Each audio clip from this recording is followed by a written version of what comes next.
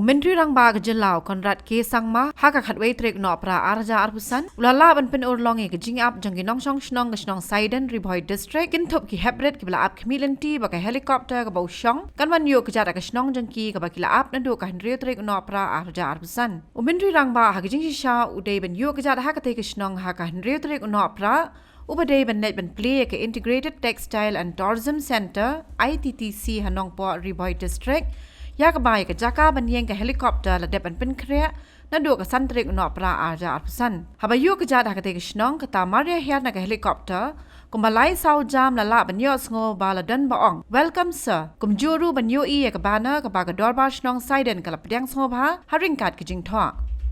Yo Menteri Rang Ba la sanran lang do Menteri ka tanat sport so ba welat miki shila u DC bat ki weki officer hagajo ka por ka dor ba Shnong ka la IT ru ka dor khas ho Menteri Rang Ba ka bala IT ho u do Rang Ba Shnong haring kat ka jingadon lang ki Rang Ba ki long kemie bat ki samla Shnong ka jingwan po yo Menteri Rang Ba ha ka ni ka sngi ka khatwei trik no pra arja arpusan ka dei na ka jingdan ka program and play ka school Iklavia model residential schools ban bu maunong rim ya ka synthetic athletic track ki badan ha ka Shnong paham siem nong po bat ban bu yo maunong rim na ka banta bante ya ka convention center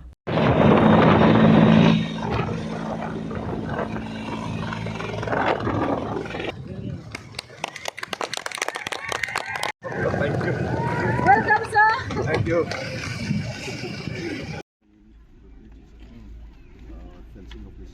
Of this week. Okay.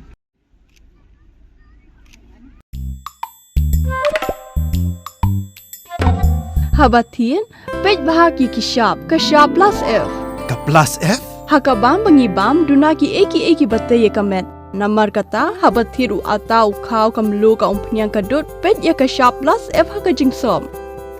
Yaki nutrient kum ki vitamin bat ka iron la icon diat bat ka bathau bha kam khta I ka dur jing ki mar bam ka jing mat lani ka rukom shed yaki. Balehi panai kita. Ka don ka we ka jing mentoy ba kongsan. Ka kot ka khia. Ka nutrition ba khambha ka jing im ba khambha pendon kam daki mar ba modon ka sharp plus F menta ka sngi Lawan Ra Shafi Lingba ko office jong Commissionerate of Food Safety Meghalaya